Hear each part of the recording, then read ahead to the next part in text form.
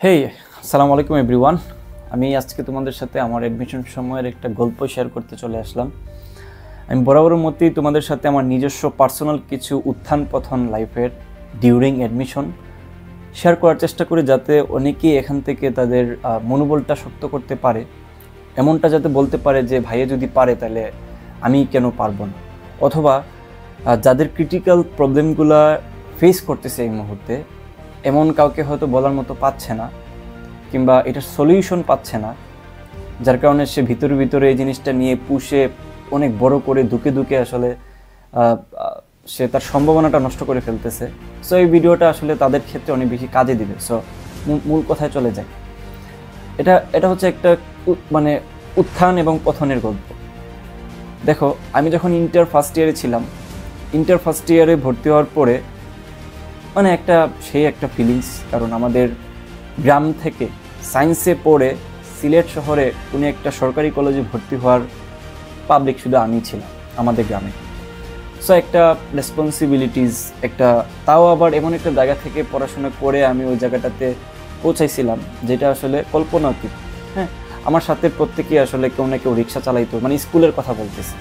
কেউ রিক্সা চালায়, কেউ মাটি কাটে, কেউ বিদেশ চলে গেছে, কেউ ইউএসএ, কেউ ইউরোপে চলে গেছে, মানে সংসারের হাল ধরতেছে যেটাকে বলে।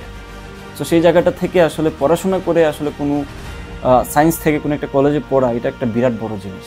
যাই হোক, ওইটা একটা বড় জার্নি, সেটা হয়তোবা কোনো একটা সময় তোমাদের সাথে আমার হয়তোবা এটা শেয়ার হইতে পারে। বড় একটা জার্নি, আমি শর্ট করে চলে আসি। জাস্ট একটা পার্টিকুলার গল্প বলতেছি তোমাদেরকে, যেটা আমার আসলে অনেকটাই আমার মুডটা ঘুরাই দিছে আর কি। আমার একজন চাচা ছিলেন আমাদের গ্রামে, দূর সম্পর্কের।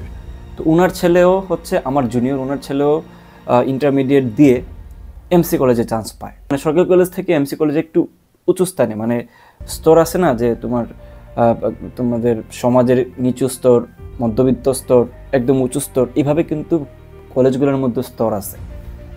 সরকারি কলেজের উপরের স্তরের কলেজ হচ্ছে এমসি কলেজ।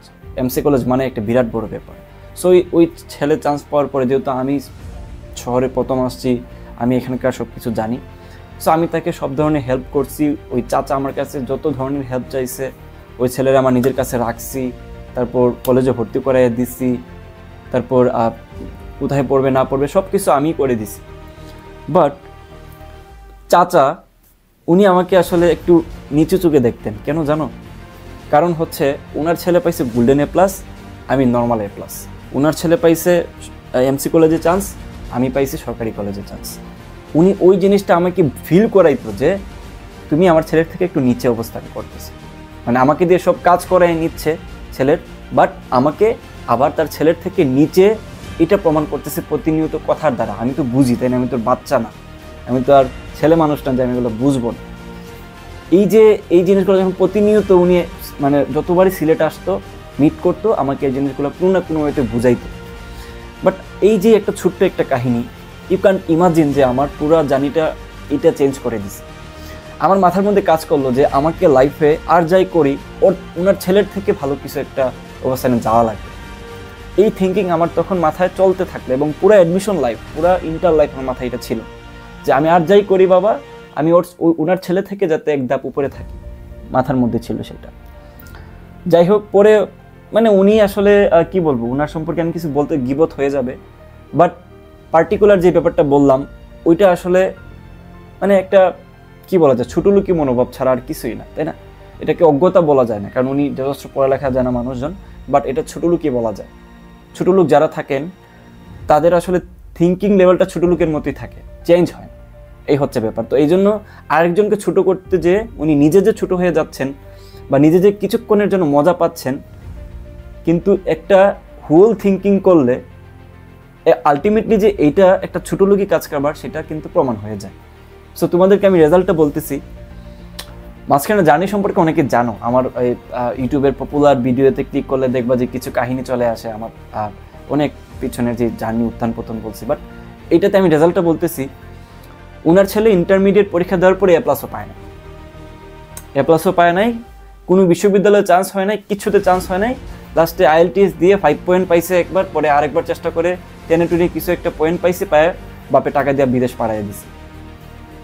পড়াশোনা কই গেল?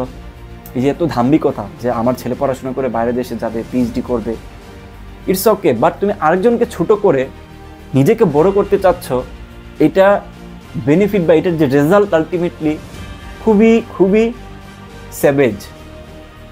এখন কিন্তু উনি আমার সামনে আসলে আমার দিকে তাকাইতেও পারে না, আমার চোখের সাথে চোখ রেখে কথাও বলতে পারে না, বুঝতে পারছো?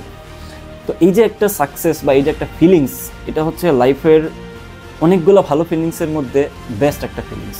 সো এই ফিলিংসটা যারা নিতে চাচ্ছ, তোমার দ্বারা যারা আসলে ছোটো ছোটো কথাবার্তার শিকার হচ্ছ, তোমার কোনো আত্মীয় স্বজন কিংবা তোমার কোনো একটা রিলেটিভ তোমাকে যদি এরকম কিছু একটা বলে থাকে, চুপ থাকো, কাজ করে যাও, হার্ডওয়ার্কিং করো। দেন যখন তুমি তোমার কাজটা সাকসেস হবা, তুমি মুখে কিছু বলা লাগবে না, উনি নিজেই বুঝে যাবে, নিজের রেজাল্ট নিজেই বুঝে যাবে। এরকম আরও অনেকেই ছিল। আমার একটা চাচাতো ভাই, উনিও আমাকে বলছিল যে তুমি তো চান্স পাও নাই, তুমি তো অনেক জায়গায় চান্স পাও নাই, তুমি তো পরীক্ষা দিয়েছো, বইয়েরও চান্স হয় নাই, কী করবা লাইফে? তুমি তো সাস্টে চান্স পাবা না, ইঞ্জিনিয়ারিং তো দূরে থাক। এই ধরনের ছোটো ছোটো কথাবার্তা হেসে হেসে কিন্তু বলছে, তাই না? মজার ছলে বলছে। বাট আমি তো টেক ইট নট ইজি, কারণ অ্যাডমিশন ক্যান্ডিডেটের মধ্যে আসলে এই ছোটো ছোটো কথাবার্তা অনেক বেশি ট্রিগার করে, অনেক বেশি ভাবায়। আমাকেও ভাবাইছে, আমিও কামব্যাক করছি, আমিও ভালো জায়গায় আছি। যারা যারা আমাকে এই ধরনের কথাবার্তা বলতো, তারাই এসে ফেসবুকে কংগ্রাচুলেশন লিখে, এবং তারা আসলে চোখের দিকে চুপ রেখে কথা বলতে পারেন। So have that the confident doing something else, যেটা তোমাকে, যেই মানুষটা ছোটো করছিল, ওই মানুষটাই তোমাকে আসলে তোমার সামনে যাতে লজ্জা পায় কথা বলতে, এরকম কিছু একটা করো। সো কনফিডেন্ট রাখো, সবাই পারবা। এমন না যে, দেখো, সৃষ্টিকর্তা সবাইকে সমান ক্যাপাবিলিটি দিয়ে পাঠাননি ঠিকই, কিন্তু সবাইকে সমান সংখ্যক নিউরন দিয়ে পাঠাইছেন, মানে ব্রেইনের যে নিউরন সংখ্যা দিয়ে পাঠাইছেন। তো ওইটা তুমি চাইলে পড়াশোনার মাধ্যমে, চেষ্টার মাধ্যমে, অনুরণনের মাধ্যমে আপডেট করতে পারবা। এমন না যে তোমার একটা ফ্রেন্ড একটা জিনিস গেইন করা মানে করে ফেলছে, তুমি পারবা না, ওটা এমন না, তাই না? গুগলে চান্স যারা পাইছে, মনে করো যে গুগল তো একটা বড় একটা না, মানে তোমার কি বলা যায়, টেক ইন্ডাস্ট্রি বলা যায়। সো ওইখানে যারা চান্স পায় তাদের ব্রেইন অনেক আপডেটেড বলা যায়, তাই না? বাট এখানে কি প্রায় লাখখানেকের উপরে ক্লায়েন্ট ভর্তি আছে, মানে কাজ করতেছে। সো সবার ব্রেইন লেভেল কি same? What do you think? সবার ব্রেইন লেভেল সেম না। এখানে একটা মানে লো অ্যামাউন্টের পার্সেন্টেজ থাকবে যারা এক্সট্রা অর্ডিনারি, আর বাকি সবাই পরিশ্রমের মাধ্যমে গেছে, তাই না? সারাদিন কষ্ট করছে, কোডিং করছে, দিনরাত পরিশ্রম করছে, ফেইলিওর হয়েছে, আবার চেষ্টা করছে। তুমি শুনবা যারা আমাদের বাংলাদেশি যারা গুগল যারা গেছেন, হ্যাঁ, বড় বড় টেক জায়ান্টগুলোতে যারা গেছেন, তাদের গল্পগুলো শুনলেই বুঝতে পারবে যে তারা আসলেই তোমার আমার মতোই, কিন্তু স্পেশাল। তারা অনেক বেশি পরিশ্রমী ছিলেন। তো তুমি পরিশ্রমী হও। বিশ্ববিদ্যালয়ে একটা স্টেপ মাত্র, একটা ধাপ মাত্র, ওইটাতে চান্স পাওয়ার জন্য একটা কি বলা যায়, একটা গোল সেট করা উচিত, একটা চেষ্টা করা উচিত। হ্যাঁ, সো এই ছিল ব্যাপার।